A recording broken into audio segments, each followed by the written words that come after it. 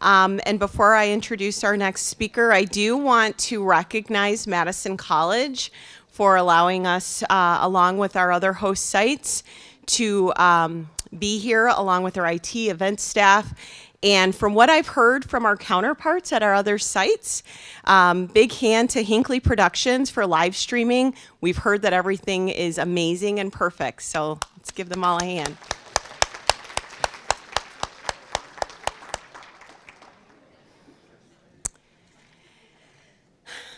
At this time, it gives me just incredible pleasure to introduce Dr. Gloria Ladson-Billings. Gloria Ladson-Billings is Professor Emerita and former Kellner Family Distinguished Professor in Urban Education in the Department of Curriculum and Instruction, and was faculty affiliate in the Departments of Educational Policy Studies, Educational Leadership, Policy Analysis, and Afro-American Studies at the University of Wisconsin-Madison. She's also the president of the National Academy of Education. Dr. Billings' research examines the pedagogical practices of teachers who are successful with African American students. She also investigates critical race theory applications to education. Dr. Ladson-Billings is the author of the critically acclaimed books, The Dream Keepers, Successful Teachers of African American Children, Crossing Over to Canaan, The Journey of New Teachers in Diverse Classrooms, and Beyond the Big House, African American Educators on Teacher Education. She is the editor of 6 other books and author of more than 100 journal articles and book chapters. Dr. Ladson-Billings has won numerous scholarly awards and lifetime achievement awards. In 2014, she was a panelist on the White House's African American Educational Excellence Initiative's Essence Festival, Smart Starts at Home panel. She's currently one of the NEA Foundation Fellows charged with providing advice on its Achievement Gap Initiative. With no further ado, Dr. Ladson-Billings.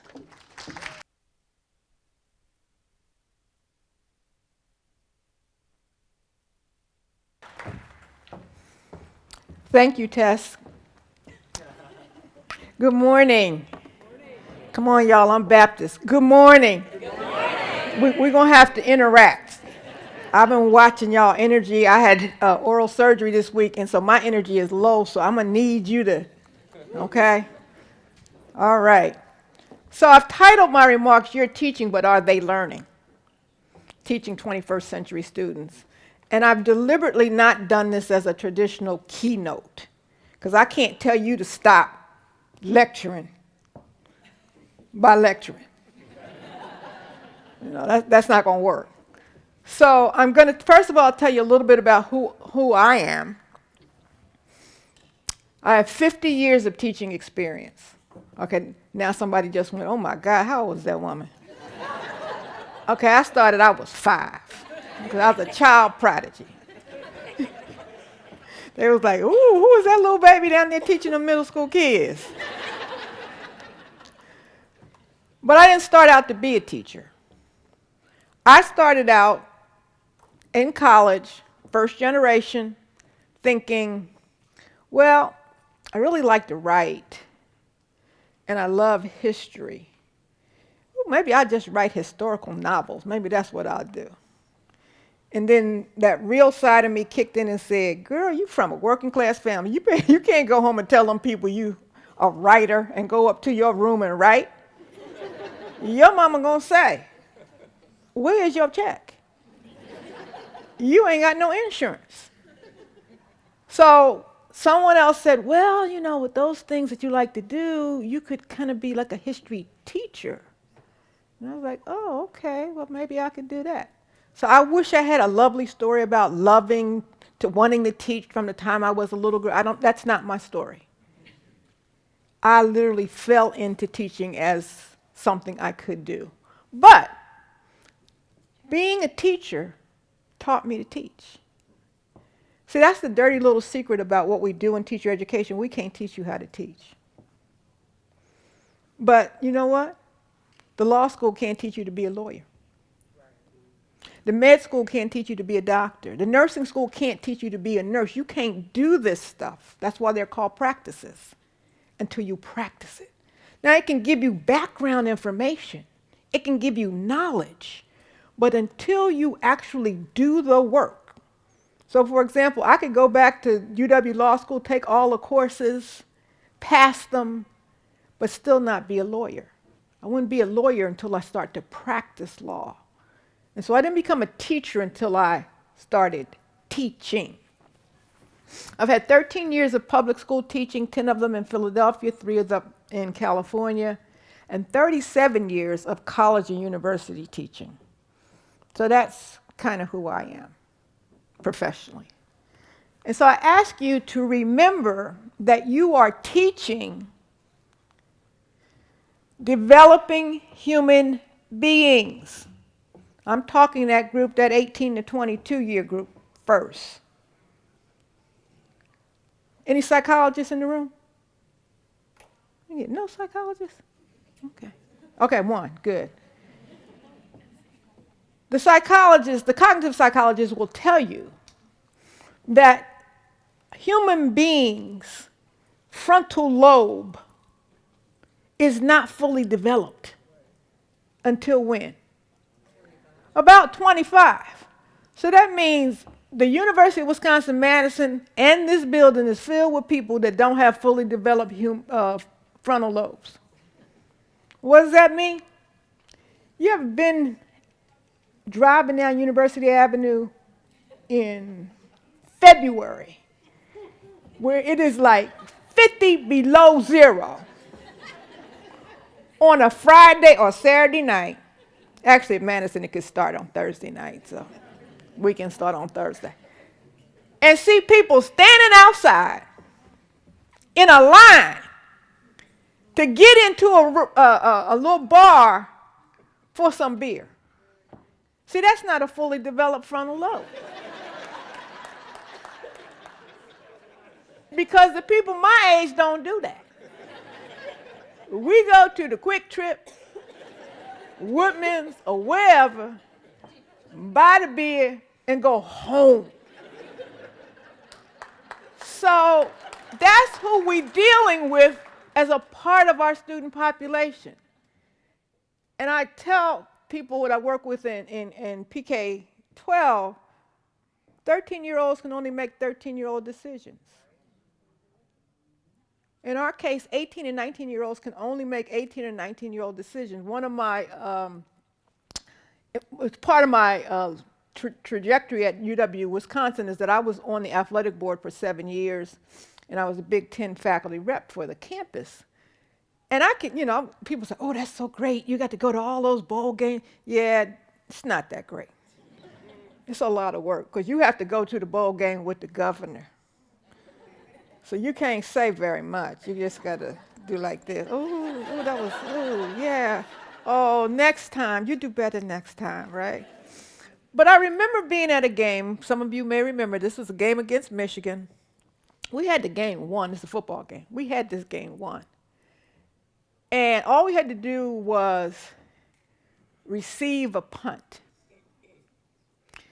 Kicker kicked off. He nodded because he's mad. He's still mad over that money you lost, right? I know.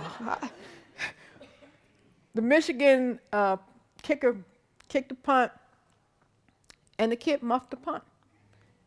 And so the ball was live. Michigan came down, grabbed the ball, and ran into the end zone. Won the game. Game was over. Oh, people was hot. People were so upset. People were angry. They was cussing. They was fussing. And someone said to me, well, you don't seem that upset. I said, he's 19. I wouldn't let him mail my utility bill. You riding on a 19-year-old. Get a life. So these are developing human beings. They're going to make mistakes. I think one of the great things of having taught public school was the fact that 13-year-olds, as I said, 13-year-olds can only make 13-year-old decisions. A 13-year-old decision goes kind of like this.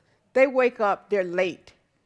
Their response is, oh, well, I'll go tomorrow. Right? A 19-year-old will say, oh my gosh, I'm late. If I hurry, I can make a second class, and I'll email or call or stop by my first class professor. The 13-year-old can't do that. They just don't see the world that way. So that's part of who you have among your student population, but that's not all of who you have. Because you have them combined with returning adults, people who do have fully developed frontal lobes, people who have responsibilities, who have children, who have spouses, who have maybe aging parents that they have to care for. It always strikes me that the people who are my best time managers have always been my returning adults. They got 3 kids, they got a spouse, you got to worry about grandma, but they turn everything in on time. My developing human beings are like, can I get an extension?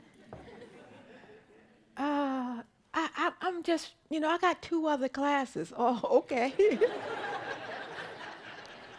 But I have to bear in mind that that's kind of where they are, that they're still learning how to just manage themselves in space and time.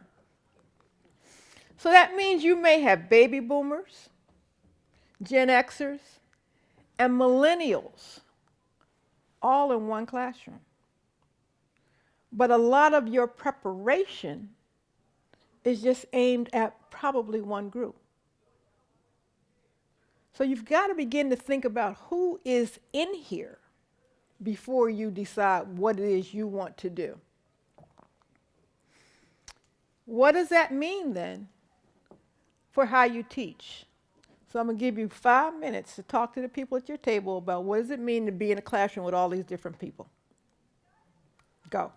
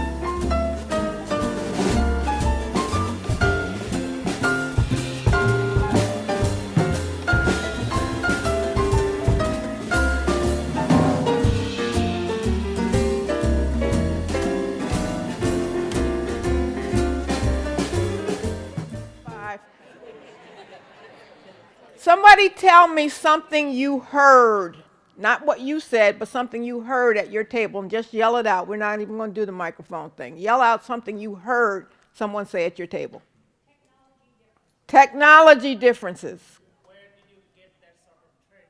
Where do you get that sort of training? Okay, good question. Examples that people can or cannot relate to. In my classes, I often develop a playlist as students are coming in, and so I have the music on. And depending on which class, see, I have to keep the playlist separate. And there have been times when I've had the wrong playlist on, and students will be like, well, what is that? So yes, so the examples. Something else. Having varied assessments. We will get to that. Yes, thank you. Over here, I heard something. Different goals. Someone is just here because mama said you can't live in their house no more, right? So I got to come here every day and get this done, but I don't know what I want to do. And someone else is like, I've always wanted to do X, and now finally my kids are older and I can come back and do X. Okay, one more. Yes? Role modeling. Okay. All right, so here's a little thing for you. Can I get everybody to just stand up, please?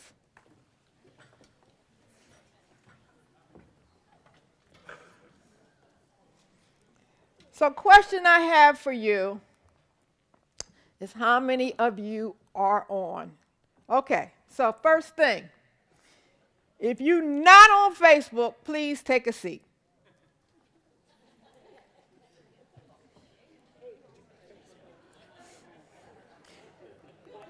If you're not on Twitter, please take a seat.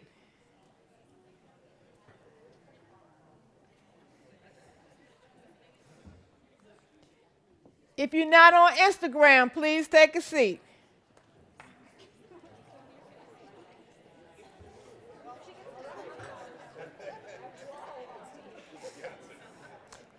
If you're not on Snapchat, please take a seat.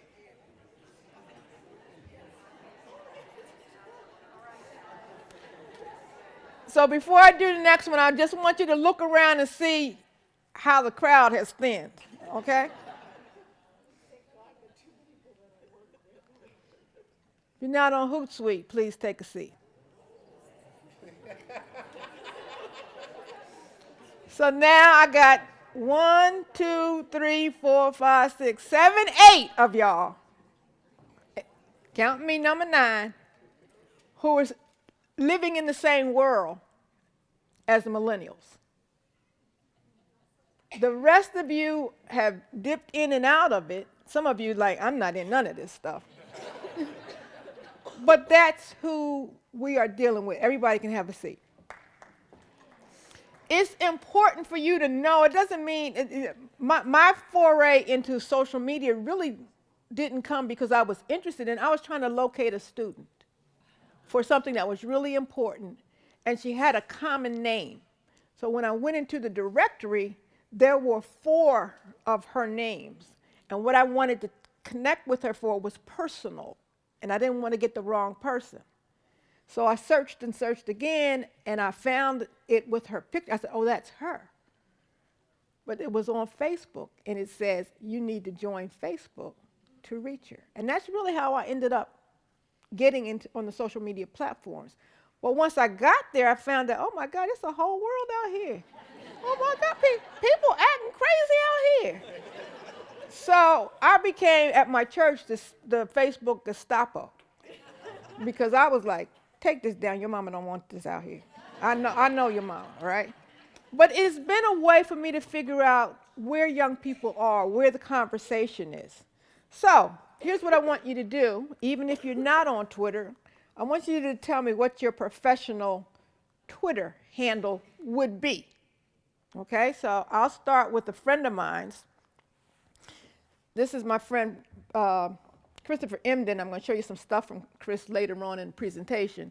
But his handle is Prof at TC, Columbia University, author of For White Folks Who Teach in the Hood, ... Behind the Magic, that is hashtag hip hop ed and hashtag science genius. And his handle is at Chris Emden. Okay? If you go on Twitter and search for me, you're going to find this: culturally relevant pedagogy originator, critical race theory and education initiator, 90s hip hop ed OG. Okay? At GJ Ladson. So your task right now is to write your Twitter handle. Even though you're not, I'm not going out there, I don't care.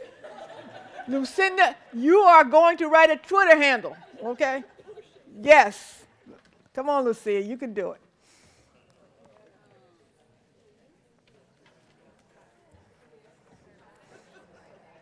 Now, for some people, it's easy because they already got a Twitter handle, so they're just going to go back. They're gonna take some stuff out, but yeah.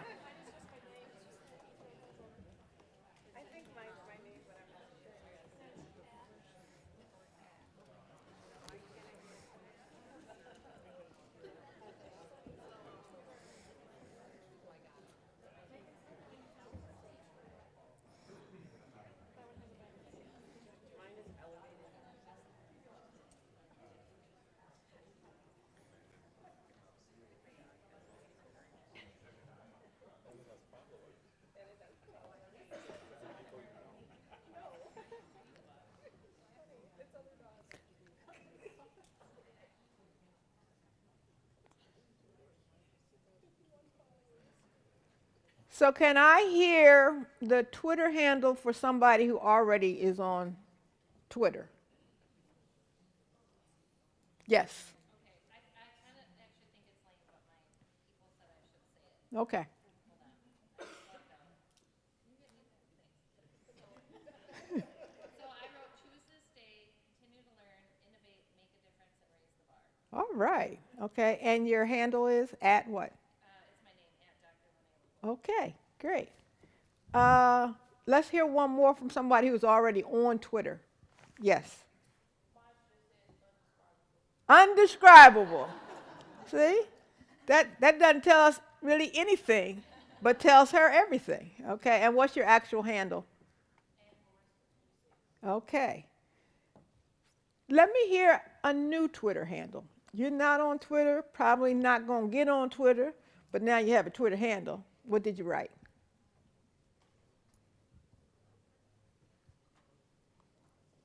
There's one way in the back. Well, we got to hear across the state, so. Pursue truth, prove all things at King Alvin. Okay. Pursuer of truth, prove all things at King Alvin. Okay. Let's hear one more new one. Got one right here. Inclusive, equity, and diverse environment best for sustainable learning at B King. There you go. So he put all the things that he's working towards in that Twitter handle. That's one of those things that I actually do with students, is I have them rewrite their Twitter handles. And as you see, everybody could participate in that, even those who are not on Twitter. It's like, okay, just come up with one. So the next thing we're going to do is, once again, using some of the millennials' language, we're going to test your swag. And typically when we say swag, we're talking about bravado, hipness, coolness. But I'm talking about something a little bit different when I use the term swag here. So your task will be, first of all, to select somebody that you haven't met. And you have 60 seconds each to tell them the following. Your strengths, that's your S for swag. Your work in progress, what is it that you still need to work on? Your accomplishments, what's the greatest accomplishment to date? It could be personal, professional, whatever. And then your goals. What's the next thing you want to do? So you want to get your strengths, your work in progress, your accomplishments, and your goals. Remember, it's somebody you haven't met. So that whitewater cabal over there, y'all got to break up, okay? Y'all got to break up. Don't think, I saw you. Find somebody in the room, and then once you do that, take a selfie with them, okay? So you're going to take about 7 minutes to do that, so go.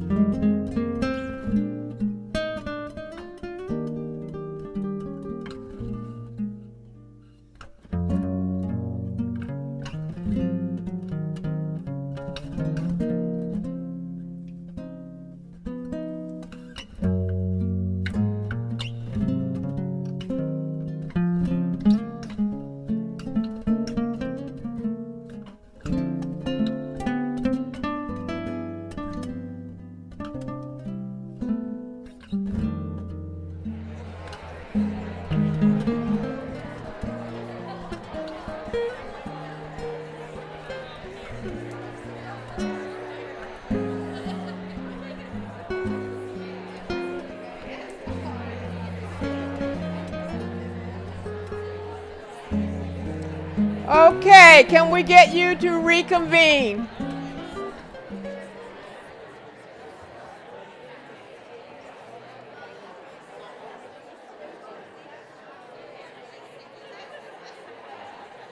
All right, we're back.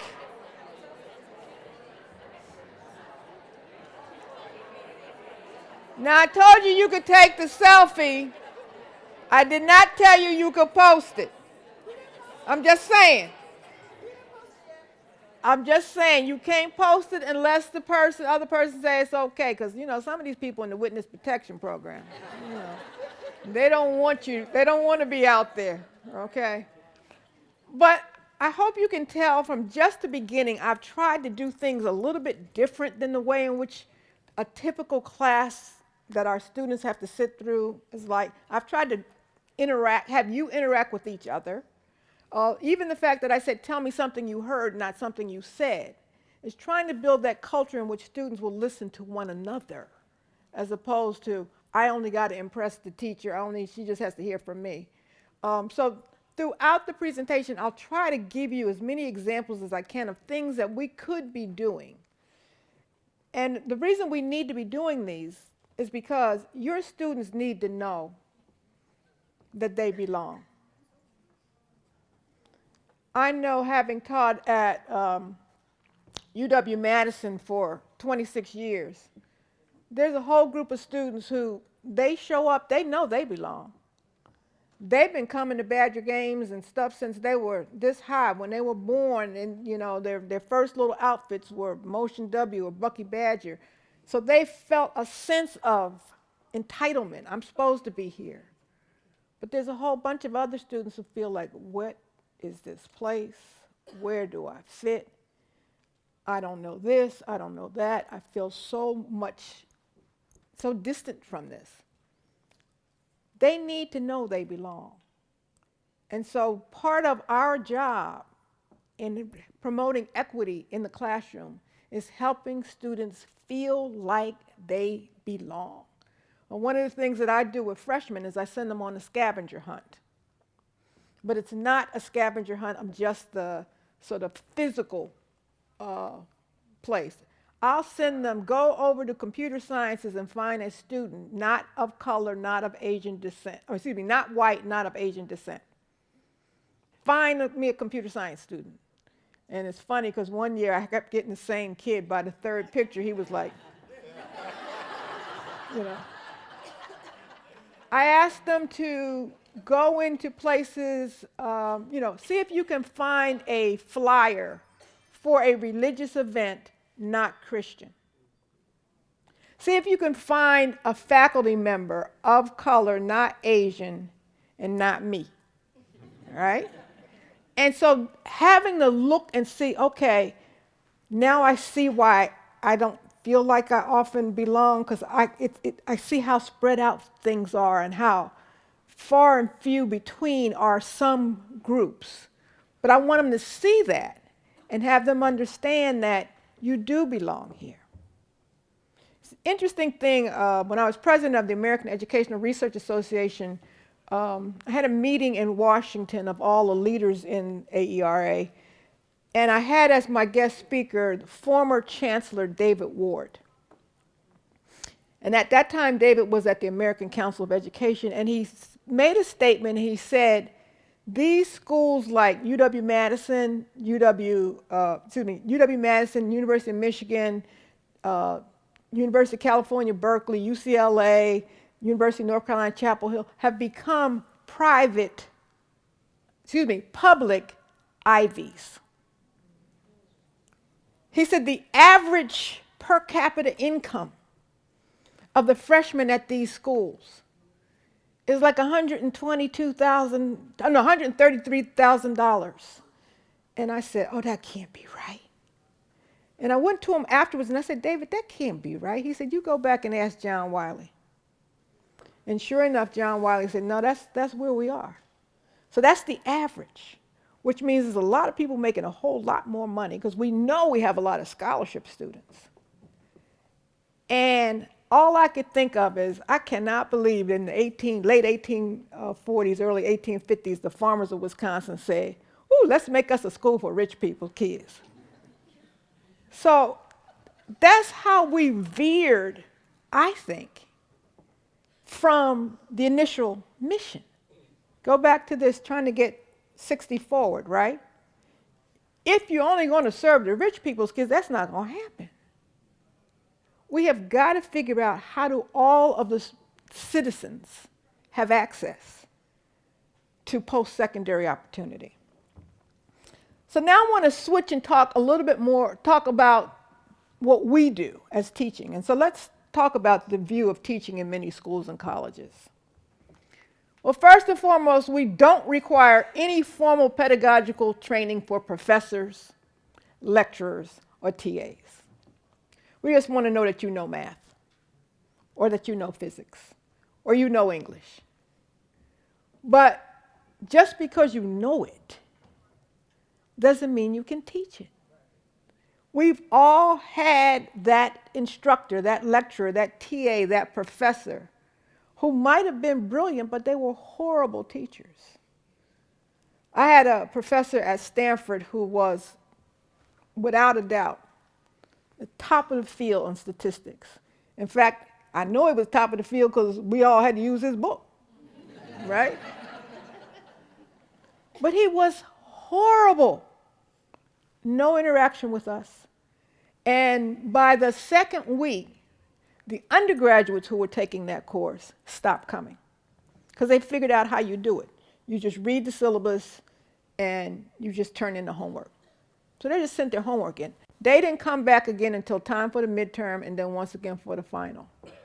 And I can't believe that's what the university actually wants, people not to be there.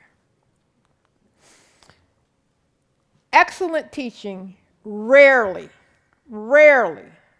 overviews satisfactory research, scholarship, administration, or service. You can be the best teacher on the campus. But if you're not that good at the other things that the university or the college or the school values, that excellent teaching may not help you keep your job. But the reverse could be true.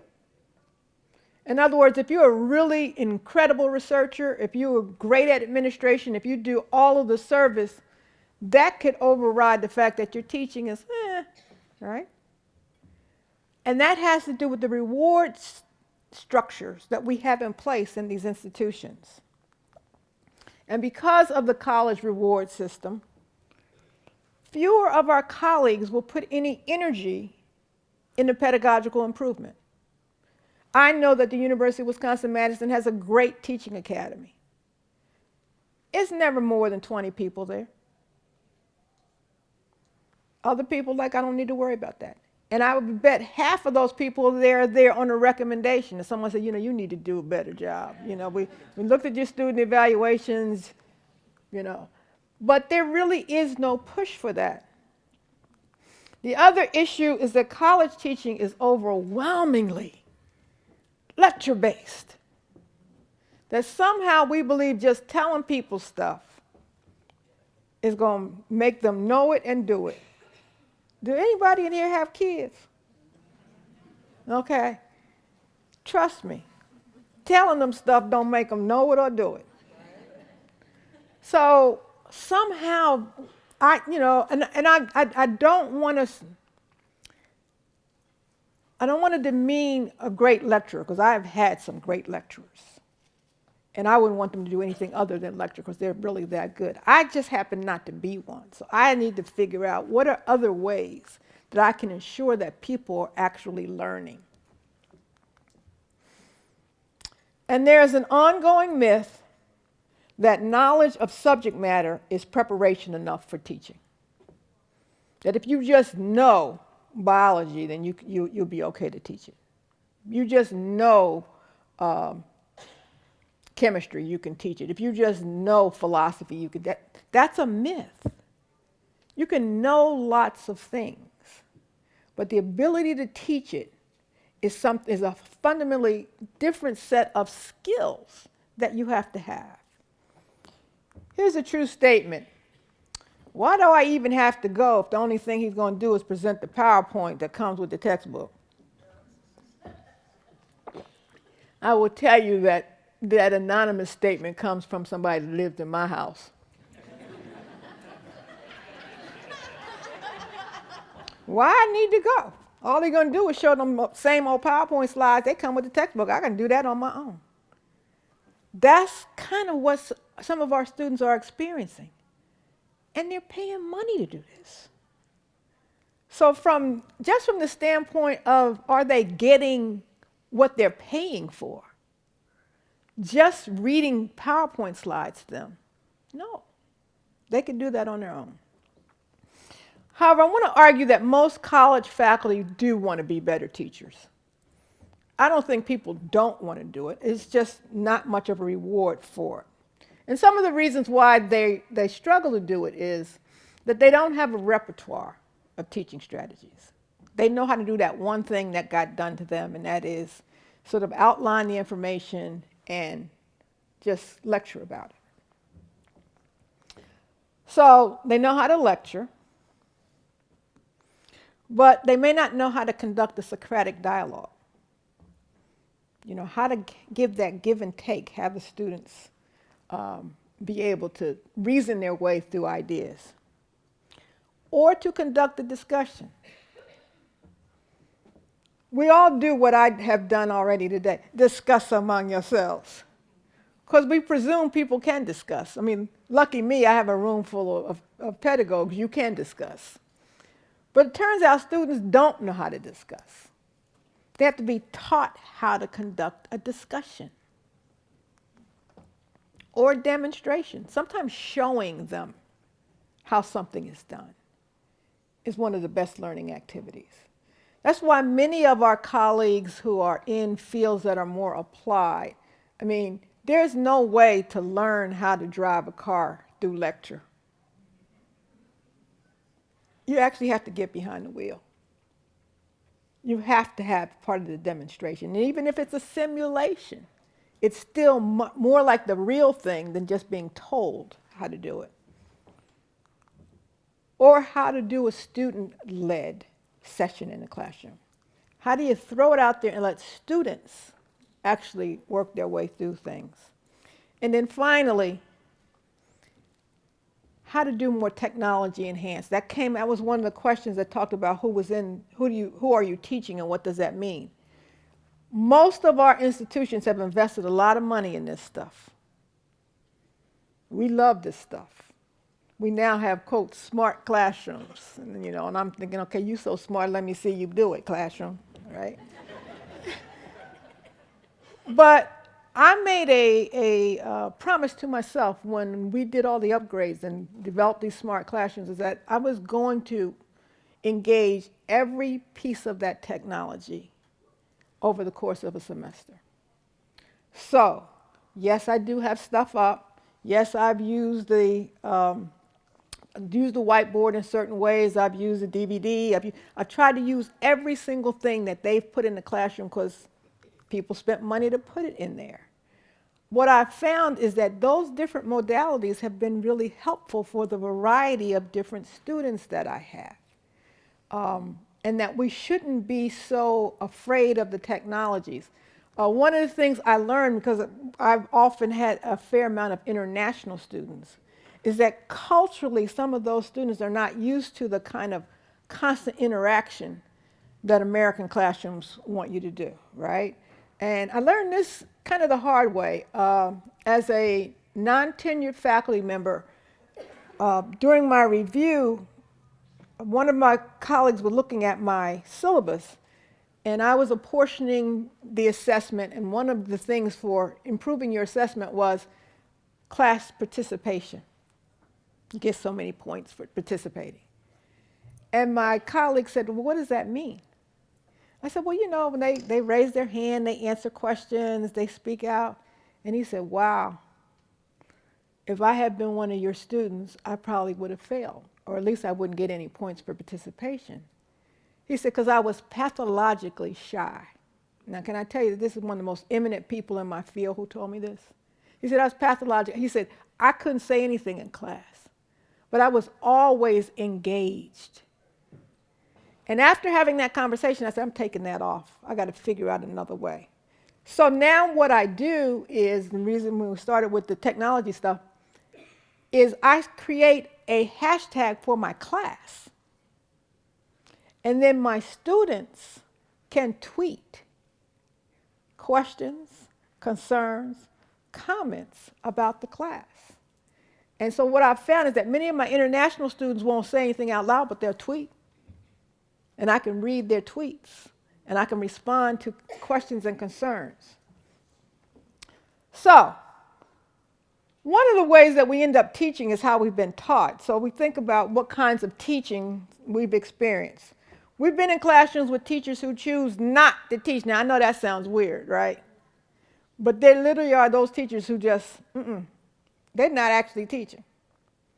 We've been in those classrooms with teachers who choose to teach at.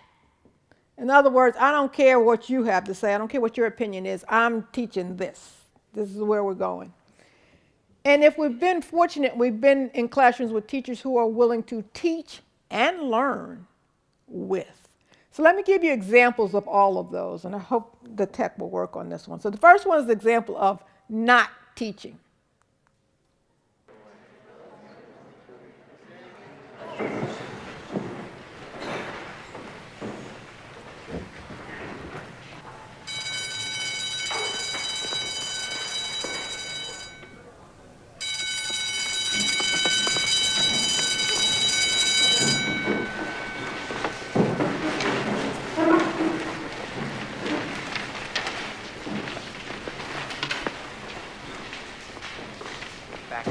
Nobody would want us to let that kid loose on society. Then put him in his class. Well, that's fine with me. I'll handle him. You'd bore him to death. What's that supposed to mean? What do you think it means, Ditto? Your class is boring. Your students don't learn a thing. If it weren't for tenure, you'd be selling vacuum cleaners. Do I left anything out? I don't have to take that from you. I have received 3 consecutive teaching awards for the most orderly class. 3 consecutive teaching awards for the most orderly class. And what do you think about that, mister?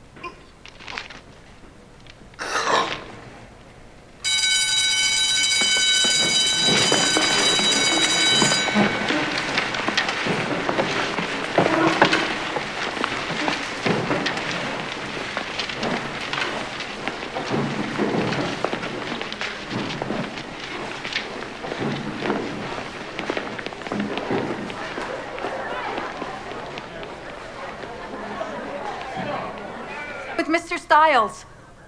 Who? Ditto. Let's go. Move it out. Let him through. Let's go. Get the light. Let him come on. Move. What the hell is this place? It's inside. Down this way. Let him through now. Let him through. Let him through. This guy's dead. Really? How can you tell?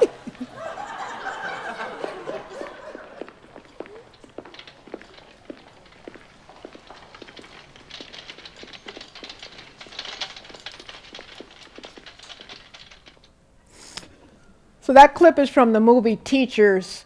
If you haven't seen it, you can find it online. It's hilarious. I actually do use a lot of film because I realize that I'm working with a lot of students who are quite visual, and that the way in which they often receive information is visual. It's not verbal, okay? It's not oral, it's visual.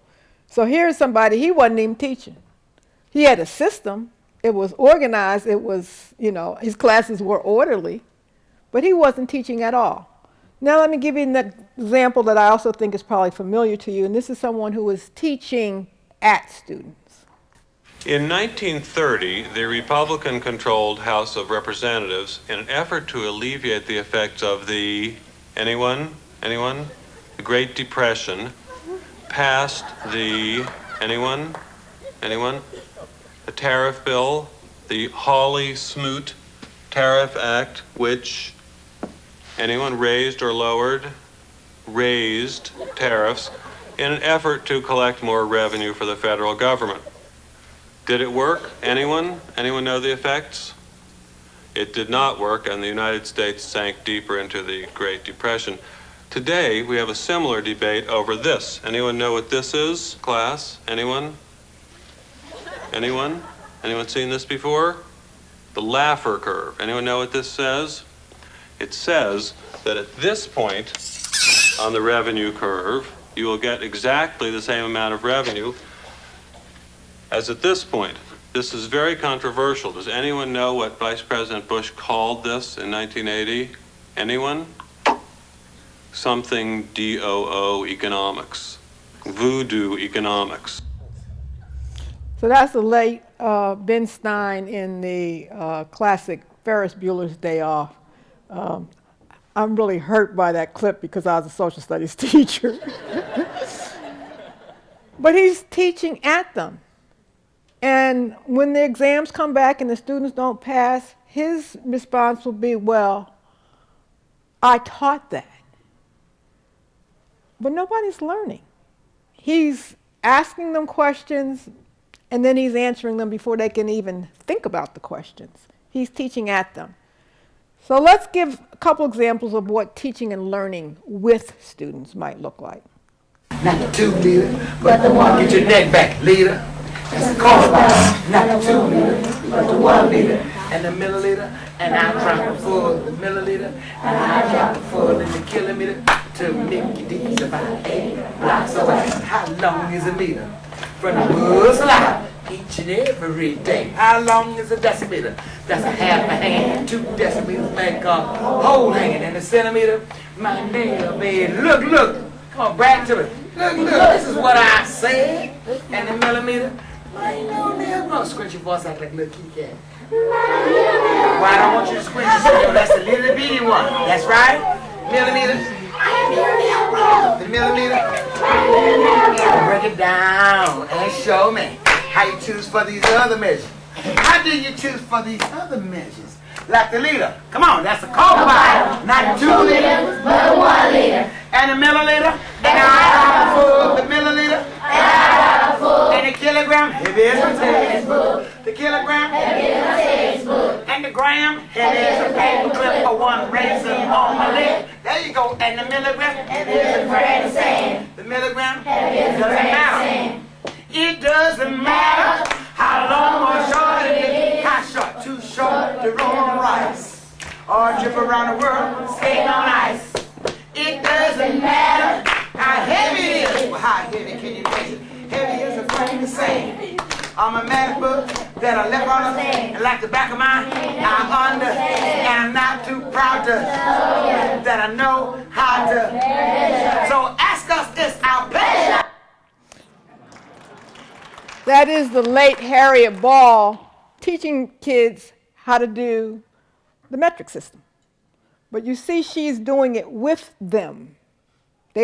She's teaching and learning with them. Let me give you an example from my high school class. That was an elementary class.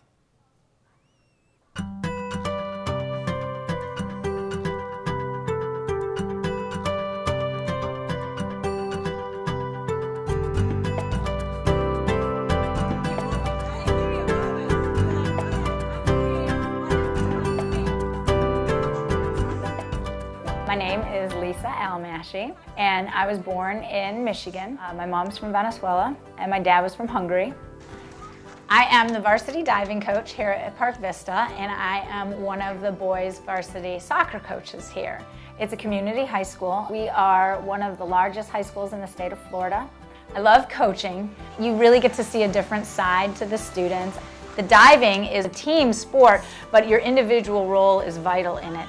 And when I talk about differentiating instruction, well, you have to do that with diving. It's always that reminder in my classroom that yes, I have a class, but I have a class of individual students, and each of those students deserves my attention. My students come from other countries. They're called ELL, which is English Language Learner. I went to Venezuela when I was in first grade, did not know any Spanish. I was not noticed the entire first day by the teacher. I sat there, the bell rang, and off I went. So that was my first experience as a Spanish language learner. I have these students coming in, and they might not be used to a constitutional democracy. I have Cuban students, and so how can I relate that to begin with? Secondly, the curriculum begins at the Civil War. Well, what I do in my classes, instead of rules, I like doing social contracts. This is where you're going to live. This is the place that I want you to feel comfortable. So with that class, I said, all right, we're going to do a constitution. This is not about, oh, I'm going to vote and that this is a democracy, because it's not yet. We have to agree. It can't be lopsided. They got to food in the class. Some were adamant about, you can't eat, this is your education, you'll mess up the classroom. Others were like, we're hungry, we should be able to eat and feel comfortable. So we said, right, we're not going to keep it in here. We'll have to deal with it later. So just like some of the causes of the Civil War, what is our opportunity cost going to be with this? It's more important to create this nation. And that way I could have them relate a little bit to the idea of how the Constitution came to be with the Founding Fathers. I could have them relate it to some of the rules that, they could live by. And then I could also jump to the causes of the Civil War. But more importantly, it established that real world connection. I did a lesson on the crucible. We started with Puritanism, and I developed this cooperative learning game which encompasses everybody's individual learning styles, where they're at with their literacy and their oral proficiency. And why? Each person in the group has to have a role. It really fosters teamwork, and then you can get into the questions of why. You get into the inference, you can synthesize, and everybody feels comfortable, and it's okay to make a mistake in this kind of an atmosphere. I went through high school thinking, I don't like school. I started failing all my classes. I had an English teacher 1 year. And one day after class, she said, where are you from? You look a little bit different than the other kids. And I said, well, my family's from Venezuela. And she said, tell me a little bit about it. This conversation took about 3 minutes. And she said, I tell you what, let me go ahead and have you look up Simón Bolívar. Just look him up, do a report for me. I started reading about this man who was this phenomenal leader, braved the Andes Mountains, and I was like, this is my ancestry. I wrote up the paper, and it was my first A. And that was the first moment of my life where I really thought, I can learn. And she changed my life. And I think that's one of the reasons I came full circle, to realize the power that one person has at any given moment in time to change another human being's life.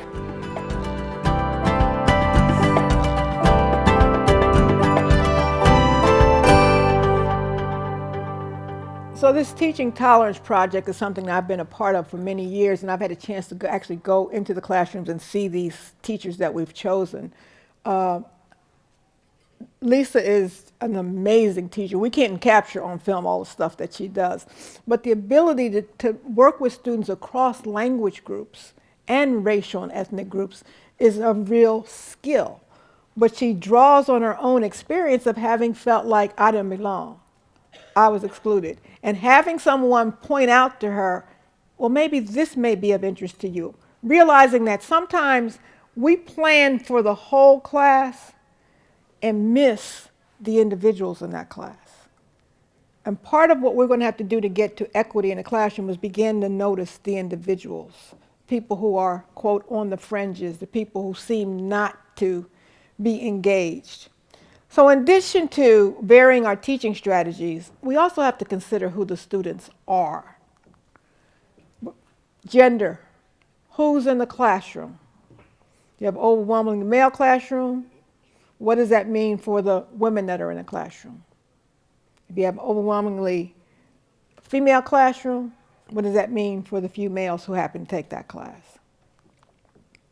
Race and ethnicity. Being in Wisconsin, we know that the state is overwhelmingly of European descent. So that means that that one student of color may be the student who has trouble finding a study group. Maybe the student who has trouble having friends. And part of what we're doing is not just the academic part, it is the social and emotional learning that's going on there. How do they connect up? And what do we do? And we'll talk a little bit more about that later. You may have someone who's a second language learner. I'm actually encountering people who are third language learners because of the amount of migration that their families have had to endure. They've gone from their native language to a stopover place where they were refugees, to a final place off in the US where they have now settled. Many of our Hmong speakers have as a second language French, because they thought, okay, this is going to be the end point. Or Tagalog. You know, we got to the Philippines, we thought this was it. But it ends up being English. So if your students are bilingual or trilingual, you have to be able to make sense of that in a classroom. You may have international students. We have students who come from all around the world. Their intent may be to go back to their place of origin, but they come here for this opportunity, and there are different cultural differences. There are ways in which people think about how, how they have celebrations. So we just had, quote, Thanksgiving, right? And typically the debate we have about Thanksgiving is about indigenous folks versus non-indigenous folks. But we have a lot of international people who are like, go where? Do what? And do we think, okay, what are these young people going to do over this Thursday, Friday, Saturday? Have we done anything to extend out to them? Did we open our campus and say, come and join a, quote, American celebration, even if we do it like on Wednesday night? Come do that so that you get to see or experience part of what that culture might be. I was walking down State Street one time and walking right behind these two international students who happened to be Chinese. And they were discussing how they fix their pig feet. I said, hold up. I said, excuse me, did you say pig feet? And it was really funny because anybody who knows anything about American soul food knows that black folk, we eat from the rooter to the tutor. We eat the whole pig. And so pig feet was something that I was able to connect with these kids on, not realizing that, again, if you've been to China, they eat the whole pig too, right? We're also dealing with students who are economically challenged. We often want to provide opportunities. Oh, let's all go see Hamilton. Well, no, you go see Hamilton. Because I went on the site and saw what the price of the ticket was, right? So some of the things we'd like to do with students, it's not that students aren't interested, they are prohibited from doing some of this stuff because of the economic challenges. Some of our students have disabilities. We heard a student earlier today talk about navigating this campus, and that the disability, the support that he got here made it possible for him to graduate, and now is a student at UW-Madison. I had a student who told me as a freshman that she didn't think she could read more than 10 pages a day. And I said, honey, that's not going to cut it at UW-Madison. I said, have you been to the McBurney Center, which is our disability support center? She said, no, I don't even know what that is.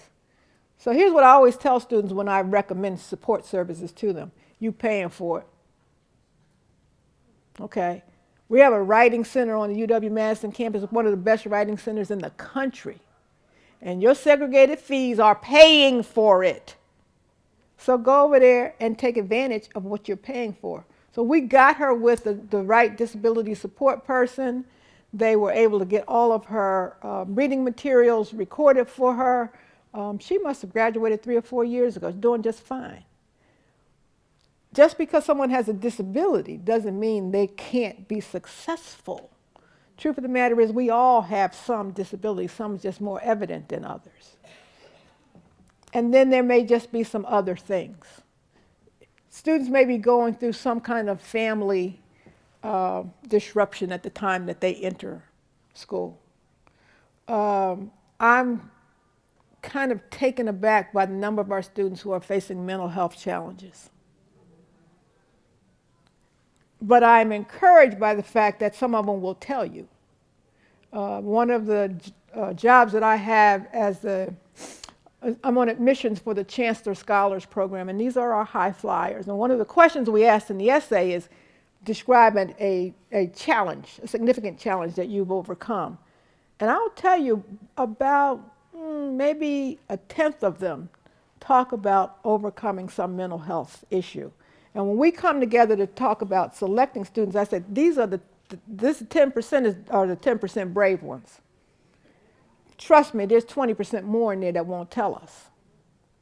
But we often have students who are coming to us already with diagnoses, already taking medication, already seeing a therapist. Those are the ones I'm least worried about because they've already done what they need to do to take care of themselves. I'm worried about the ones who see their mental wellness and mental health challenges as a stigma. And they won't tell you that they're not sleeping. Or they won't tell you that they can't get up, right? That they're so tired. They're not being slackers, that they are battling depression.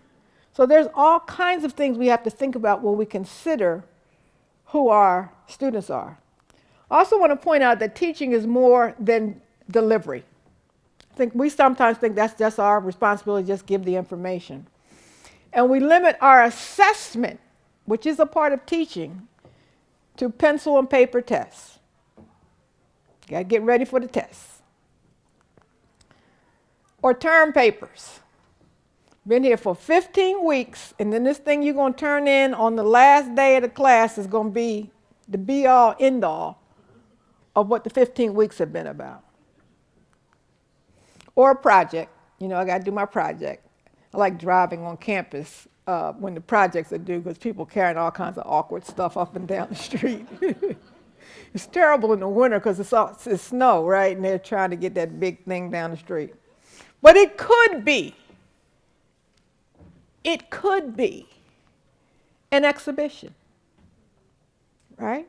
You could still show me that you learned what we were covering through an exhibition. It could be a portfolio. You could show me the summary of all of the stuff that you think that you've learned. It could be an artistic rendering. I actually do make my students do some artistic stuff. It drives them crazy. And I do it because I said, you guys are already good at the written stuff. That's how you got here. We know you know how to do this. I'm going to force you to do some stuff that you may not be as good at. And it's interesting to see who turns out to do better at that. Maybe one of those people who doesn't talk very much, right? It could be something that's technology enhanced. I had a student who had a traumatic brain injury. And he asked if he could turn his things in another way. And so we negotiated that he would do videos and just share with me what he knew about a particular topic. He was going to struggle to write an essay. He just, couldn't do it. But he could tell me everything it is that he'd learned.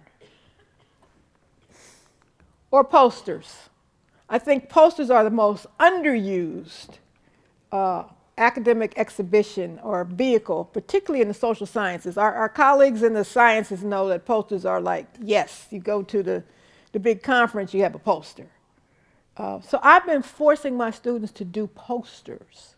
Again, they are traumatized because they want to write something. And I figured out why they want to write something. They want to write a 25-page paper that just goes on and on about nothing because the assumption is, oh, she'll find what I mean in there somewhere. Somewhere between page 7 and 12, my point will be made. No. I make them do the kind of synthetic work that shows I really understand these ideas. Okay. Or it could be a curriculum project.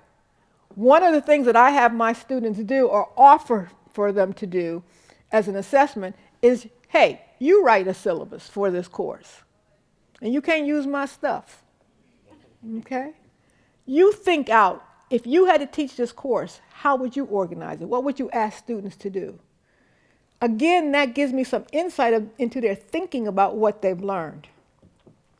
So I want to give you an example of a different kind of assessment. This is some work that I've had a chance to do with some students in New York as a part of the Science Genius project that we're doing. We've been trying to get students to understand that all students should have access to science, and they shouldn't count themselves out. Even if they're not going to study science at the college level, they still need some, in a highly technological scientific society in which we live, everybody needs some level of scientific literacy. I'll probably make some people mad, but global warming is real, y'all. Okay? And we should not be arguing about the science of this. The science is pretty clear, but that's lack of scientific literacy is what we're dealing with. So one of the reasons why we do this project is to make sure that all students really get immersed in science. I'm going to share with you a video of the winner. The first year, we did this in 2013 was our first year. We've been doing it every year since.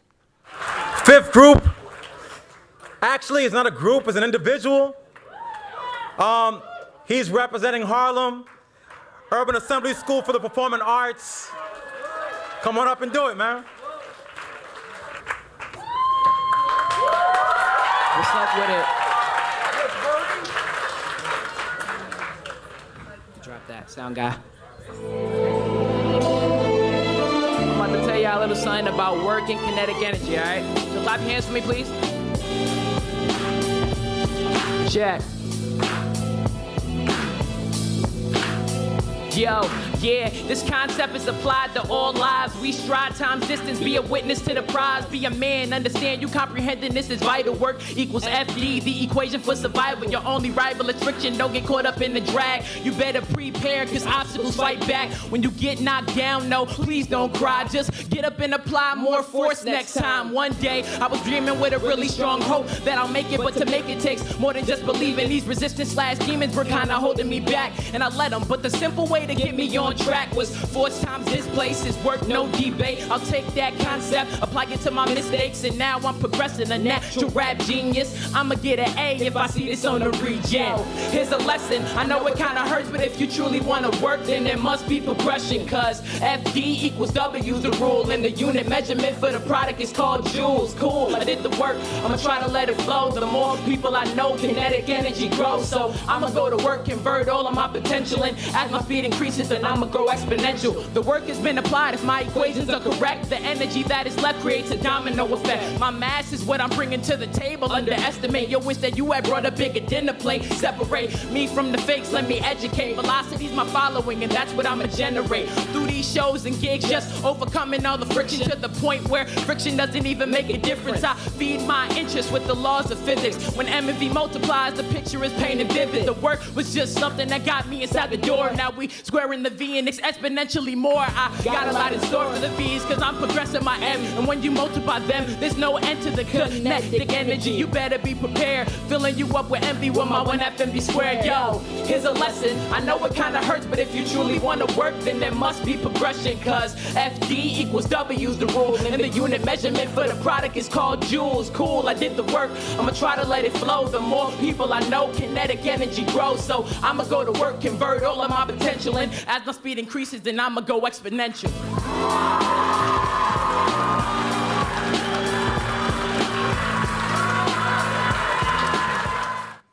FD equals W. That's true.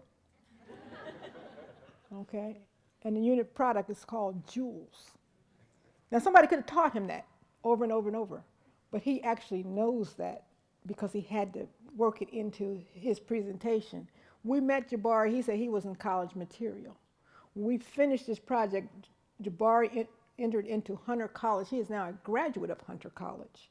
And what he does every spring is come back to his high school to work with the next group of students as a part of Science Genius. And he is a testament that, you know what, you can learn this. So that was a very different kind of assessment. Let me move into my own work, because my work has been focused on theorizing pedagogy, which I think sounds kind of weird because we think of pedagogy as practice. And we have this weird notion that there's a split between theory and practice. I want to argue there is not. That all of our practice is driven by some theory, something we believe works.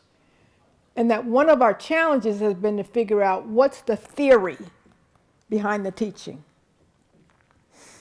In fact, without strong theory, I think it's difficult to strengthen your practice. If you don't know what makes this work or why this should work. And so I began by looking at those teachers who were successful with the least successful students. I was really tired of why these students can't. And I wanted to meet those teachers who said, oh no, students can do, they can learn. There's no problem. And figure out what it is they were doing. And their work helped me to develop a theoretical model for pedagogy. You may know it either in the form of the book The Dream Keepers or in the scholarly article in the American Educational Research Journal Towards a Theory of Culturally Relevant Pedagogy. What do I mean by culturally relevant pedagogy? Well, I say that it's a pedagogy that empowers students intellectually, socially, emotionally, and politically by using cultural reference to impart knowledge, skills, and attitudes. These cultural references are not mere vehicles for bridging or explaining the dominant culture, but they are aspects of the curriculum in their own right. So let me kind of break this down, get out of professor mode here, and talk about what I mean by this. Hopefully that is an equilateral triangle. Math people, if it's not, blame Microsoft, not me. Okay. But I wanted to be an equilateral triangle because I wanted to really emphasize that all three parts of the theory are equal. The equilateral triangle is equal sides, equal angles. The first part I want to talk about is academic achievement or student learning. Originally, I used to just say academic achievement, but people have distilled that notion down to think I'm only talking about test scores. I can tell you that students learn a lot more than we could ever test. And even when we have a, quote, accurate test number, it doesn't tell us everything. It tells us something, but it doesn't tell us everything. If tests were the be-all and end-all of learning, then the best drivers on our streets would be 16 years old. Because they took the test. We know them people can't drive. So the test tells you something, doesn't tell you everything. So I've expanded it to include student learning. And I'm really interested in where students come in at the beginning of the semester and then what they look like at the end of the semester. In the literature, we call that growth. Somebody could call the Secretary DeVos and tell her that's what we mean by growth. Okay, I'm just saying. It's not that hard a concept. So that's the first thing. The second thing is this notion of cultural competence. And when I say cultural competence, what I'm talking about is, are students having a real sense of who they are, understanding their own histories, their own cultures, their own languages, and learning to become fluent and facile in at least one more. Okay? At least one more. In the ideal world, I want them to be multiculturally competent. But they should leave here knowing more than just their own culture. That means that white students are not off the hook. They're going into a very globally interconnected world. They need to know about that world too, and about the people who are in that world. And then the third part is what I would call socio-political or critical consciousness. The ability to pick up a newspaper, to hear a newscast, to listen to a debate and be able to discern this is true, and this is not true. Or this question hasn't been asked, you know, in the midst of that. Or you're not really answering the question that's being asked. To be able to do that, there was actually a report that came out this week that said that the students in our classrooms have a terrible time discerning what is true from what they read, because they're bombarded with information. You know, we're in an internet generation where they get lots of information. So let's talk real quickly about each of them. This notion of supporting student learning. We always have the question of depth versus coverage. I came to Wisconsin after having been at Santa Clara University, which was on the quarter system, which meant I'd teach 3 of those 4 quarters, lots of classes, but each quarter was only 10 weeks. And so when I came here, I'm like, oh my God, it's going to be so great. I got 15 weeks. Can I tell you 15 weeks still not long enough? And so we're always measuring, do we go really deep in something, or do we have to try to cover everything? I have those colleagues who think that their high failure rate is the same as being rigorous. Some years ago, I was chairman of the Department of Curriculum and Instruction. Trust me, I didn't want to be chairman, but it's apparently you're supposed to be it at least one time. I'd done a lot of work to avoid it, right? Every time they come to me, I was like, oh, I can't do that. I'm president of the American Educational Research Association. They'd come back to me and say, oh, I can't do that. I'm editing AER. So finally, they're like, you're not doing any of that stuff right now. I was on sabbatical, so they caught me at a weak moment. They called me up and told me I had unanimously been voted chairman of the department. I will tell you, this was in 2008, and I said, you know, y'all letting this Barack Obama thing go to your head. You ain't got to vote for every black person you see. You know. So I got the job, and I got a call from a reporter from the Isthmus. And he wanted to talk to me because my department had the highest grade point average in the university. And I was like, oh, cool. Yeah, come talk to me. I didn't realize that was something negative. And I said, well, I mean, what's the issue? He said, well, you know, you have the highest grade point average in the university. The math department has the lowest grade point average. So I said, so you're saying they're better than we are? Well, I mean, they have the lowest grade point average. I said, first of all,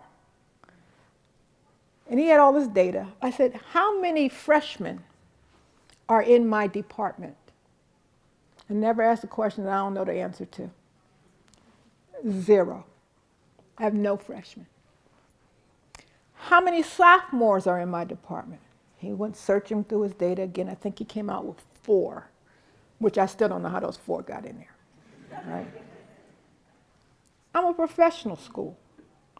I am dealing with people who are juniors and seniors who have completed all of their general education requirements and then applied to be into my program.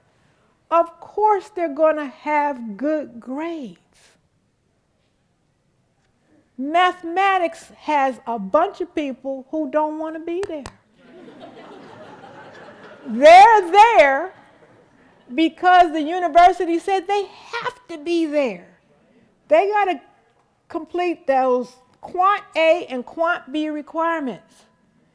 So I bet if we looked at the juniors and seniors in math, who are the math majors next to my students, I don't think we have a huge differential. So this notion of high failure means it's rigorous? No. Folks who think like that think the way they teach is like using a sieve. Put everybody in and you push, and only the ones that come out on the other side are worthy. But if you're going to do what I've called culturally relevant teaching, you have a concept of what you're doing as using a net. That you're trying to catch everyone because you're working towards mastery. In my undergraduate class, I teach an undergraduate social studies methods class. And on the syllabus it says, if you want an A in this course, you must do the 3 required assignments at the level of A and 3 optional assignments at the level of A. If you want an AB, you must do the 3 assignments at the level of AB, the required, and 2 optional at AB.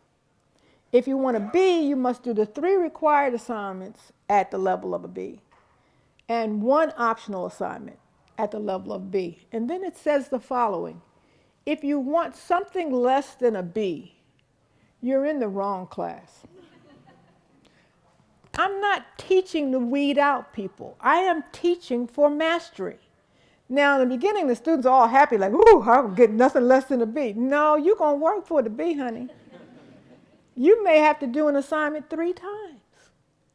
Because I'm going to keep pushing you to get there, but I'm not going beneath that floor. Right? So, let me give you this example from the cadaver lab. I have an assignment in my graduate course on culturally relevant pedagogy, in which I asked my students to go out on other parts of the campus to look at teaching somewhere else.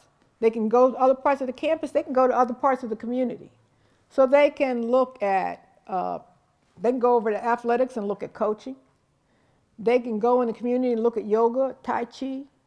They can go to a Sunday school class. They can go to any of the other schools. The only place they can't go is the School of Education, right? Because I'm going to make the presumption that my colleagues can teach. Really, I don't want to hear about bad teaching in my school is what it is. But I had a student once who decided to go to the med school, to the cadaver lab. And she got there and she was so fascinated by this lab she saw. It was they were doing the renal system. And each cadaver had 8 students around it. 2 of the students had actually come and done the lab the day before.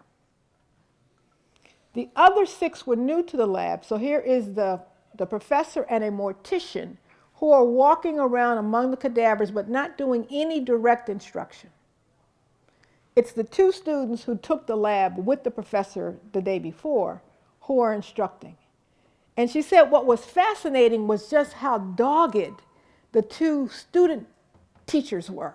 Kept on people. Come on, do you get it? Do you understand it? Say it again. No, you're not being clear. Do it again. Do it one more time. And she said, I finally found out that the reason that those 2 students were so persistent in ensuring that their group members learned the renal system was because at the end of the lab, the professor was going to choose 2 of those 6 to take the lab exam for all 8. And they were going to average their 2 scores. Now, why this is important is that the med school is not looking for minimally competent doctors. And they don't really care about the professor's coverage. They care about student learning. And quite frankly, if I ever have a kidney disease, I don't want the person that got the C in the lab. What would it mean if we organized our classrooms so that our students could experience mastery, not just coverage? The cultural competence I talked to you about is the ability to be firmly grounded in one's own culture of origin and fluent in at least one other culture. I have 4 kids, 5 grandkids who are absolutely perfect, I should let you know. Okay, like really perfect. My kids are like, why do you treat them so good? And I'm like, listen, I put up with you to get them. If I could have figured out a way to get them without you, buddy, you wouldn't even be here. Yeah.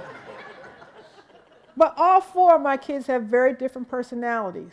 I have a musician, I have a tech geek, I have a athlete, and I have a kid who is described on every single report card that he's ever received as, quote, too social.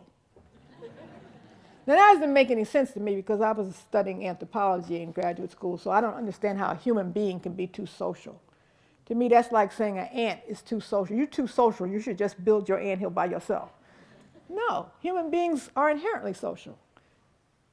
But the school had no way to accommodate this kid. And it turned out that once again, after getting another note from school about his sociability, I went up to meet with his counselor.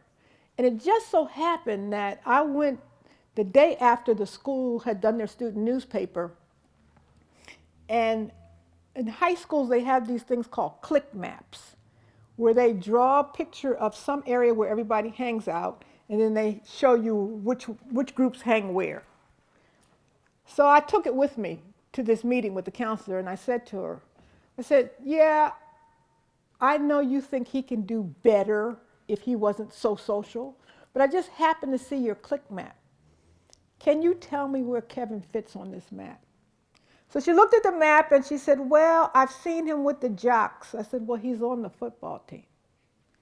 Well, I've seen him with the theater folk. He's a pretty dramatic kid. I've seen him with the tech geeks. Yeah, he's real techie. He loves that stuff. She went through every list. There was not one group on that map that my kid had not touched. She said, you don't want to hear this, but I've even seen him with the stoners. I'm like, mm-hmm. That would be my kid. But let's fast forward. He did get through college. He works in Silicon Valley, and what is his job? Communication between upper management and the people in the clean rooms in those Tyvek suits, because he's the person that can talk to all of them. His client lists include China, Korea, Japan, Taiwan, Germany, and France. And I think the only language he actually can speak other than English is German. And I said, Kevin, how are you pulling this off? He said, well, Mom, you know, you got to pay attention to people. You got to listen to people. He said, when I go to Germany, Hans and Franz ain't playing. They want stuff done. They're like, here, Kevin, we must do this today, right now. He said, that's when we do it. He said, but when I slide over to France, Jacques be all like, oh, Kevin, you work too hard. Let us have another glass of wine. We get this done later. He said, if I go in there with the attitude it has to get done the way I want it done, I may lose that client. If I lose that client, we lose money. If we lose money, I lose my job. So here's a kid who learned to be culturally competent. And our problem is, how are we going to help our students be culturally competent when our teachers are culturally incompetent? The third part of culturally relevant pedagogy is socio-political consciousness. I have this quote from Thomas Jefferson. Everybody who's seen Hamilton, you know Thomas Jefferson was my favorite character on that thing. He was cute. But it says, above all things, I hope the education of the common people will be attended to, convinced that on their good sense we may rely with the most security for the preservation of a due degree of liberty. This is the most important thing we do. The most important thing we do is not teach physics. It's not teach biotech. It's not teaching a skill or a knowledge. It is teaching human beings to be citizens in a diverse democracy. That's the most important thing we do. And Jefferson got that if you're going to maintain a democracy, people have to know something. This is the part of my work that is probably the least engaged, because people are afraid to take up real issues with students. But that's really what it involves. I'm looking at my clock, and I know I'm the only thing standing between you and lunch, so I want to get back to some college stuff real quick. This is a colleague by the name of Yuri Treisman. And Yuri used to teach calculus for non-engineering majors at the University of California, Berkeley. And he couldn't help but notice that while his black students were struggling in that course, his Mandarin-speaking Chinese students, that's how specific you can be in California, were doing fine. And so he sent a survey out to his colleagues across the campus. Why do you think the black students are struggling in the calculus class? The survey came back, and the number one answer was, well, they're not well motivated. Did I tell y'all we're talking about UC Berkeley? I don't know if you've ever applied to a UC school or had a kid apply to UC school. It's, you know, you just might. It's worse than doing your income taxes. You know, these, and yet people are saying they're not well motivated. Second thing that people said is, well, they weren't well prepared. So he went back and looked at their grades and their SAT scores, or ACT scores, whichever one they'd taken. Usually it's SAT in the UC system. But their scores were comparable to their classmates. Now, the third thing they said is they lacked parental support. And Uri, just being the researcher he is, flew down to some of these little towns and communities that these kids had come from. He said, lack parental support. He said, in some cases, this is the only kid in this town that's going to a school like Berkeley. There's a banner across Main Street that says, "Go Tyrone, we pulling for you." So all of those things just didn't seem to add up. So ever the researcher, Uri moved into the dorms. Now this is a brave researcher, I'm telling you. But he moved into the dorms, and what he found out very quickly was that all of the Mandarin-speaking Chinese students were in study groups. All of them. None of the black students were in study groups. Not one. Now, I understand why they weren't in those study groups. Number one, they've internalized this notion that you do it on your own. And it worked for them through high school. But the truth of the matter is nobody does it on their own. You go over to our engineering school, you go to the law school, everybody's in a group. The other reason that they weren't in groups is they felt like if I go into the group, they're going to think that I'm coming because I don't know enough, so I'm trying to get information from them. So what Uri did was make it a course requirement. By the end of the first week, you must be in a study group. You must turn in the name of your study group members. Within one semester, the differences in performance disappeared. Just one pedagogical move. Just put everybody in a group. Think about mathematics. If there's 4 of you in a group and 3 of you have one answer and one person has a different answer, somebody is wrong. But if you're just by yourself answering questions and solving problems and you're getting answers, you might think you're okay until you turn it in. The sad part about what Uri learned is that he has replicated this the survey, on other campuses. So he did the survey at Stanford, same results from faculty.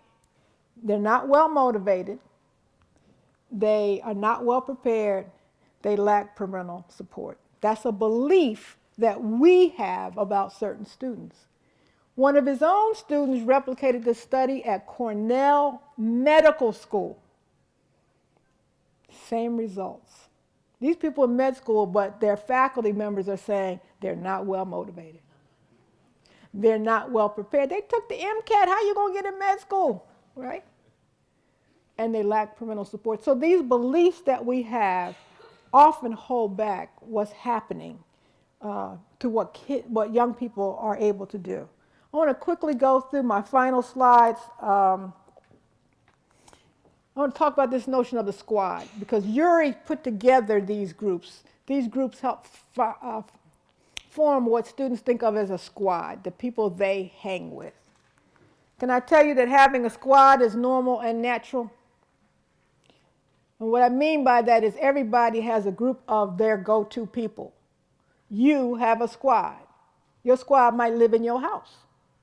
Or your squad may be your professional peers. Your squad may be your social peers. But you have these people that you pass ideas by, that you share your concerns with. So the fact that we think the students should all just be individual is not normal nor natural. And you should never underestimate the power of the squad.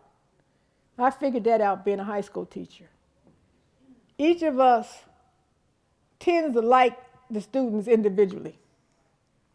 But when they get together, oh Lord, right? But one of the things you learn is that you never embarrass a kid, a student, in front of their peers. They will do things that will be to their own detriment to save face, because that squad, that peer group is that important. I just mentioned this. They have to save face in front of their squad. And the squad exists in a cultural context. So there's certain kids that, and students, I know I keep saying kids, but I mean students, that are important for students to affiliate with. And successful teachers promote and leverage the squad. They leverage that peer group. Human beings are social, and being separated or in solitary confinement can lead to psychosis. The experience of isolation is especially frightening, traumatizing, and stressful for juveniles. These traumatic experiences can interfere with and damage these essential developmental processes. That's where we started in the beginning, that a lot of our students are developing human beings. And the damage may be irreparable. If you don't know the story of Khalif Browder, young man who was arrested, sent to Rikers Island for allegedly stealing a backpack, which incidentally he didn't do. But they put him in solitary confinement. He never was able to come back from that. He was in Rikers for several years because his family couldn't afford the bail. And the things that happened to him in the solitary confinement put him in such a deep depression that he eventually killed himself, even after his release. And so I want you to think about how and when isolation is used in your own school or institution. I want you not to underestimate the power of the squad. We're all influenced by our peers. I have all in capital letters here.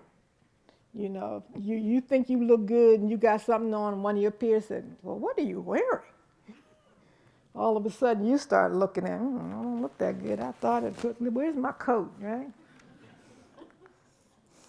And our students will choose peers over, quote, adults, even if it's to their detriment. We should know that about them. The squad can be a force for good or bad. And the role of the adult is to move a squad towards positive goals. It's not to break it up, but to move it to positive goals. As I said, a student has to stay face in front of them. And that's true of all of us. I asked the question, what are some things that you've done to save face? Have you lied? I thought you were coming to my party. Oh, you know, we had this emergency, right? Have you exaggerated? Have you boasted? Have you done something to protect a friend or loved one? So the fact that our students are trying to save face is not different from the fact that we try to save face. These squads exist in a cultural context, and the school or the institution has a culture, but the squad has a culture. We have to figure out how do these two come together to their mutual benefit. I mentioned Professor Christopher Emden. You saw him in the beginning of Jabari's video. This is Chris on your left, and this is a class of his at Teachers College. They're actually doing a human DNA sequence. So they're not writing about it. They're not taking a test about it. They're forming this sequence. Let me show you an example of Chris with some high school students.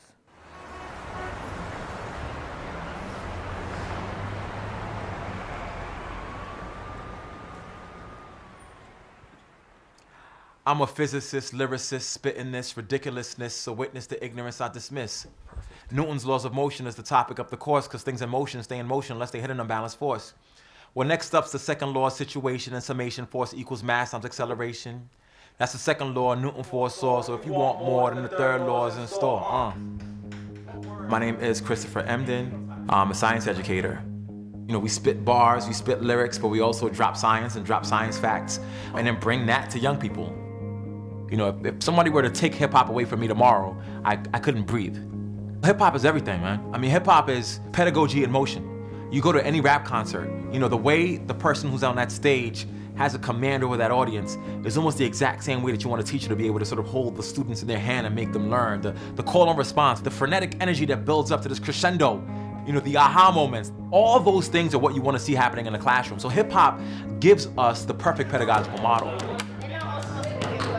Youth are always in search of something to sort of strike them in a way that makes them see that there are new possibilities for life. You know, I work with kids who are from very, very low socioeconomic status, high incarceration rate communities, and so they're just looking for an outlet. And they're looking for something to dream about, something to look forward to.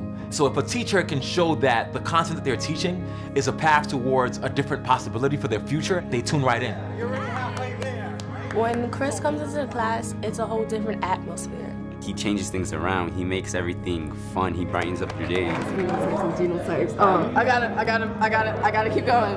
Essentially what we're doing is we're teaching kids to be able to remember what they learned. They're putting it on paper to rhyme. They're trying to make connections where connections didn't exist before. They're developing a curiosity for the subject matter, and then they're learning that the only assessment for knowledge is not just some stupid test. We have to write everything down, but you have to go out there and present the information. Just like scientists go out today and present their information to their colleagues and peers when they're at conferences. This is a process called asexual reproduction. It's a part of something called regeneration. Exactly what you just said.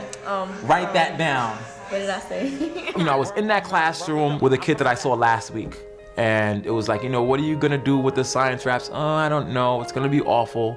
Then he gets up there and the rhyme is perfect. The thing about water is that it changes like a person from the color to the taste, but the water's never perfect. Seeping through the layers like you're moving through a crowded train. Hard to find the purity of water in the acid rain. Teaching essentially is about, you know, meeting the person who you want to share information with on their own cultural turf. You know, where is that they're embedded? What are the examples that mean something to them? And the educator has to be able to enter the learner's mind and be aware of how they view the world. This approach to teaching and learning for young people who are already immersed in hip hop, it opens up a whole new world and universe to them. The brain cohabitates with the mind to perform perceptions of its own kind. So listen, we gotta transform, making different landforms. How does the landform, get it? That's dope. Props. Teaching and learning is so beautiful, man. Like, it really is a dance. It's really understanding your partner in that process so that at the end, the thing that you create is beautiful and magical. Yeah, holla at me. I definitely want to go to Colombia one day. So I'm there. Whenever y'all ready, I'm there. All right, peace, y'all. Put your eye on peace. Give me a lift. Take care.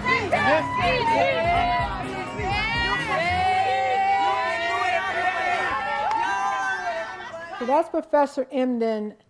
This is Professor Lee Stiff, who was responsible for the Algebra for All project in North Carolina. And I've purposely used the STEM folk because a lot of times when I'm talking about things, people say, oh, that's fine for social studies, that's fine for English, but I teach math.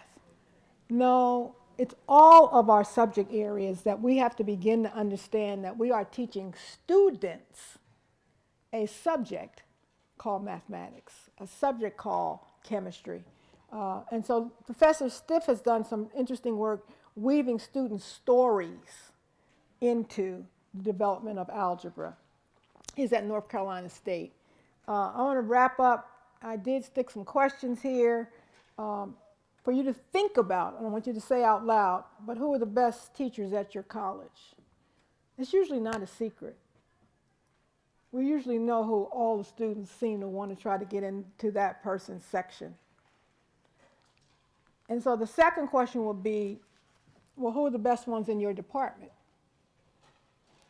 You know, somebody in your department is probably doing a really great job, and you have heard that they're doing good work. And then finally, I would ask, what have you done to learn from them?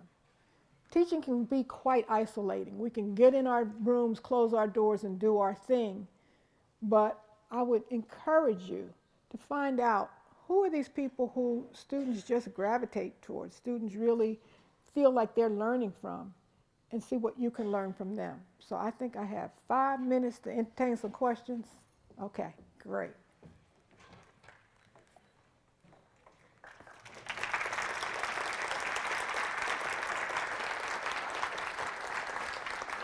If for any questions, we're going to put them through the mic so the other Okay. sites can hear. Yes, so please wait for the microphone because we have remote sites and they can't hear you if you don't use it.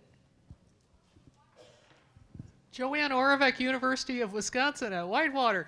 I'd like to ask about my women students. I can usually get my male students by the end of the class to ask questions freely. It is a tough row to hoe to get the female students, unless I have one star female student who goes out on a limb and inspires the others. That has happened in a few of my classrooms, and that's magical, but it's all too rare. What do I do to inspire those students to take a risk? So there are a couple things that I think you can do. Number one, don't call on people, right? Because we all been in classrooms where you got this one, ooh, ooh, ooh, and I'm like, dude, I ain't even asked the question. You don't even know what it is I want to say, because that's who they are, right? So sometimes I'll say to students, I'm going to ask a question, and I'm not going to call on any hand, so don't even put your hands up. I'm going to give you 7 to 9 seconds to think, and actually that's a scientific thing about how long to let them wait. And then I'm going to call someone, okay? And don't worry about being right. I want to know what you are thinking about this particular question. So that's one way to do it. Another way is to, rather than do the questions orally, pass out cards and ask them to write the questions. And said, I need at least one question from each person, so think about it. Give them, again, it's what's crucial is giving them the time. Because I think we just fire questions at students like this, and it's overwhelming.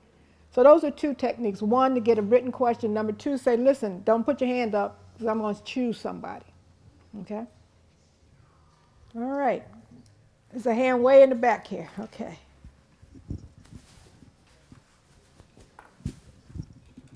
Good morning. Good morning. Yeah, good morning, Yeah, Dr. Ladson-Billings. Bernie Hose. Oh, yeah, like I don't know. Great to see you. An instructor here in the English department, and my question to you and to everyone, I think one of the challenges we encounter, particularly here at this institution, is motivation and just that willingness to want to be engaged with the subject matter. And yes, we have, as instructors, we can be full of energy and passion and care, but sometimes students just don't want to be there, or just, I'm here in the classroom, but yeah, just that motivation. What any pointers for that? So I'll tell you what I tell my undergrads, because they come back to me telling about third graders and fifth graders and seventh graders who are not motivated. That's an incomplete sentence. And you're an English professor, right? Here's the complete sentence. My students are not motivated to do what I want them to do. If they had no motivation, you wouldn't see them. Motivation is a psychological construct. If you have no motivation, you can't get up. You can't get out of bed. So the fact that they got up, got dressed, got themselves here, they have some motivation. But have you ever probed it? First day of class, tell me why you're here. Some people are here because this is the one that fit in the schedule, okay? That's a totally different motivation from, I think one day I'd like to be an English professor. Or I'm trying to do the liberal studies transfer, so I have to take this English class. So first of all, figure out what the motives are. Because you don't really have a captive audience. They could go try to find a job. They could join the armed service. They could do other stuff. So they have some motivation to come here. So you got to find out what that is first. And then I would probably think about, particularly in English, how do you probe that motivation as a strategy for learning to write better, or to read better, or to select those works of literature that hit at someone just like them. There's a book by a guy named Mark Edmondson. I think the name of the book is Teacher. And he talks all about the fact that he wasn't motivated to be in school at all. At all. But he ended up with a teacher who recognized the kinds of things he was interested in. And unfortunately, he was cutting every other class and only going to this class. But he started just reading all the stuff that this guy had, because he didn't know books like that existed. He didn't know that Kurt Vonnegut existed. Mark Edmondson eventually went on to become a professor at the University of Virginia. He's a English professor. So it's not that they're not motivated. They're not motivated to do what you want them to do. Okay, so you got to figure out what the motivation is. Thank you. Okay. Here's one over here.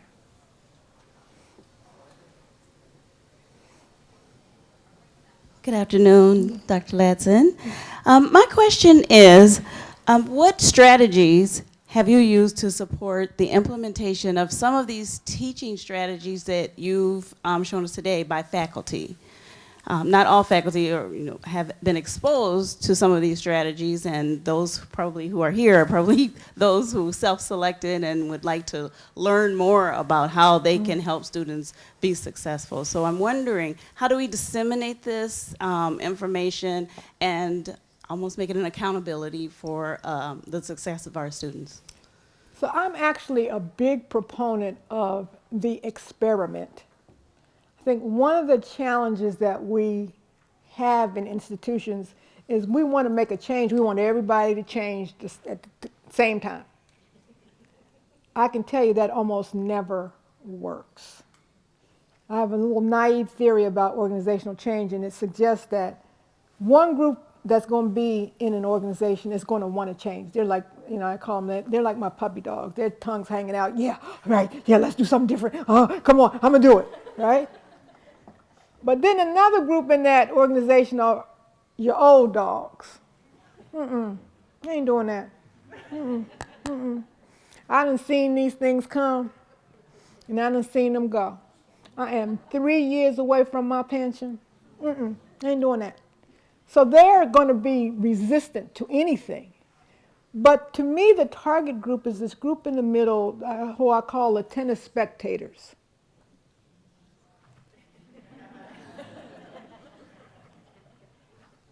They're looking at these other two groups trying to figure, well, who's going to win? Because I'm going to get with the winning group. And I think when you try to make everybody do something, you end up with that resistance, and then they can derail the innovation. But if you took a small group, let's say you had a department of 10 people, I just grabbed. If you took maybe 3 and said, would you guys be willing to work on this?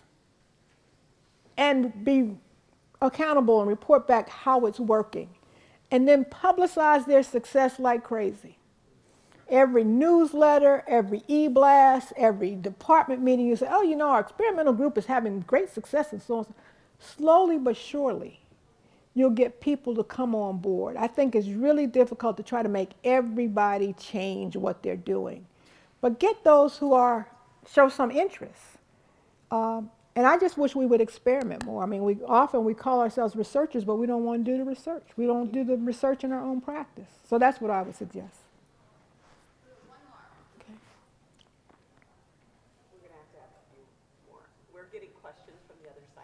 Oh, okay. I'm getting them. See, we forgot all about the fact we were technology enhanced, right? One of the questions was, how are squads formed and assigned? So the students themselves will come with some of their friendship groups. One of the ways that we figured out how to be more successful with students of color at UW-Madison was to become a part of the Posse program. Stop trying to get that one kid from DC here. Get that kid and 2 or 3 of his friends, and they end up being more successful. So he doesn't show up on a campus of 42,000 people alone. So often they are formed by friendship groups. They can also be formed by work groups. They can be formed by other affiliations. I mean, one of the great things about our institutions is that we have all these student orgs. So our students will gravitate to those things that interest them, whether it's fraternity or life, whether it is issue-based things, whether I'm interested in environmental stuff, whether it is political. In other words, they do find their friendship groups, and our job is to try to leverage them. What methods do you recommend for instructors to find culturally relevant references? First of all, don't fall prey to the seduction of method. They're not methods. There are ways in which you're going to have to work your way through student learning. How is it that I'm ensuring that students are learning? Cultural competence.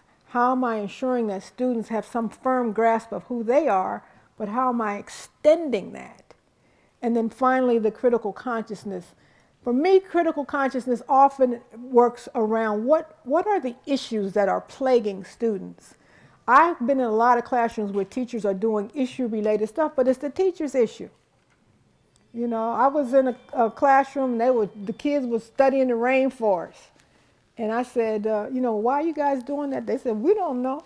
They said, this is something she liked, you know. They didn't even know where the rainforest was. So a lot of times we get hyped up about something because that's our interest. We have to be patient enough to hear what's the issue that the students are concerned about? And then what are the learning activities that we can infuse into that issue and draw from them and have students do productive work as a result of chasing their own issue. Last one, Okay. because I know we need to get to lunch. Does the flipped classroom increase student learning? There is a fair amount of research that suggests that any pedagogical strategy that teachers have enthusiasm about are likely to work. So if you don't want to do a flipped classroom, but your department said, we're going to do flipped classrooms, it's not going to work, right? But if you really have been wanting to do it and they haven't moved there yet, but now you can do it, it's likely to work. So there is a direct relationship, direct correlation between teacher enthusiasm for a pedagogical method and student success with that method. So there's no one thing. I think I started out by saying if you're a brilliant lecturer, you should lecture.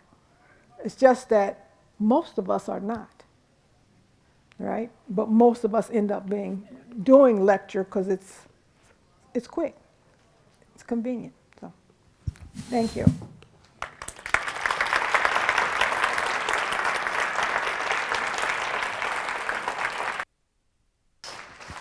Thank you so much, Dr. Ladson-Billings, for being with us today.